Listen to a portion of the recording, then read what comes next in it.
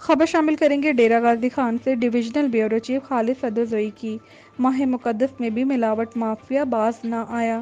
مظفر گڑھ میں ملک collection centre پر کارروائی کرتے ہوئے پنجاب فوڈ اتھارٹی نے 2019 لیٹر کیمیکل اور پانی ملا دودھ تلف کر دیا۔ کارروائی پل سردار والا جتوئی مظفر گڑھ میں کی گئی۔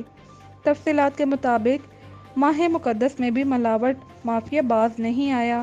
کارروائی پل سردار والا جتوئی مظفر گڑھ میں کی گئی۔ اس موقع پر director general Punjab food authority Shoaib Khan Jadoon کا کہنا تھا کہ 2019 لیٹر کیمیکل اور پانی ملا دودھ پکڑ لیا گیا ہے۔ لیکٹوسکین مشین سے لیے گئے نمونوں کے ناقص نتائج آنے پر مضر صحت دودھ تلف کر دیا گیا۔ ناقص دودھ علی پور، اڈا بصیرہ اور گردرنواز سے مظفر گڑھ میں سپلائی کیا جا رہا تھا۔